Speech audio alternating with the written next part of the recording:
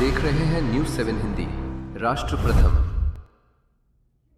Supreme court ने सोमवार को एक व्यक्ति को दहेज के लिए पत्नी की हत्या करने के मामले में आजीवन कारावास की सजा सुनाई।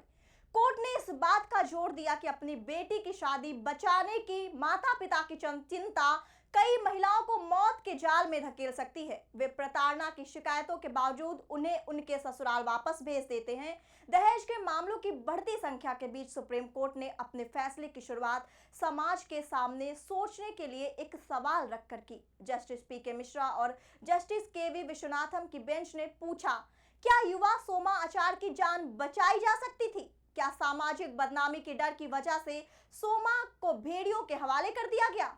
अदालत ने यह पाया कि सोमा ने बार-बार अपने माता-पिता को अपने साथ हो रही प्रताड़ना के बारे में बताया था, लेकिन बड़ों द्वारा उसके और उसके पति के बीच सुलह कराने की कोशिश किए जाने के बाद उसे वापस भेज दिया गया। इस मामले को आंखें खोलने वाला बताते हुए जस्टिस विश्वनाथम ने कहा, उसने बार-बार अपने माता-पिता से उसे बचाने की गुहार लगाई और यहाँ तक कि वह अपने मायके भी आई और कुछ दिनों तक उनके साथ रही, लेकिन जब भी उसने यह मुद्दा उठाया तो हर बार सुलह कराने और उसे वापस उसके ससुराल भेजने की कोशिश की गई। सुप्रीम कोर्ट ने कहा कि गांव में बड़े बुजुर्ग इसमें शामिल थे और कथित समझौते के बाद प्रस्ताव पारित किए गए थे।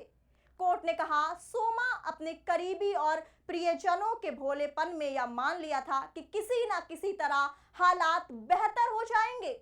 उन्हें एक झूठी उम्मीद ने घेर लिया था, क्योंकि उम्मीद तब टूटती है जब सोमा का उसके ससुराल में एक दुखद अंत हुआ। शादी के 15 महीने बाद शादी के महज 15 दिन बाद सोमा का शव फंदे से लटका मिला। पति ने दलील दी कि उसने आत्महत्या की थी।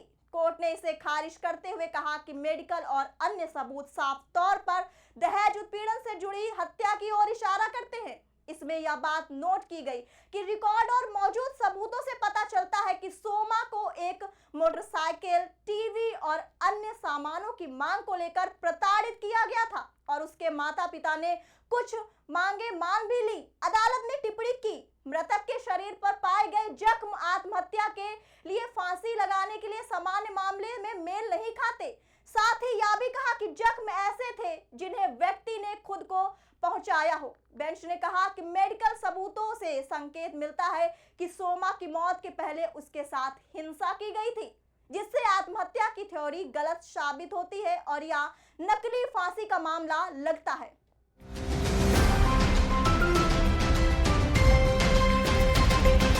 आप देख रहे हैं न्यूज़ 7 हिंदी, राष्ट्र प्रथम।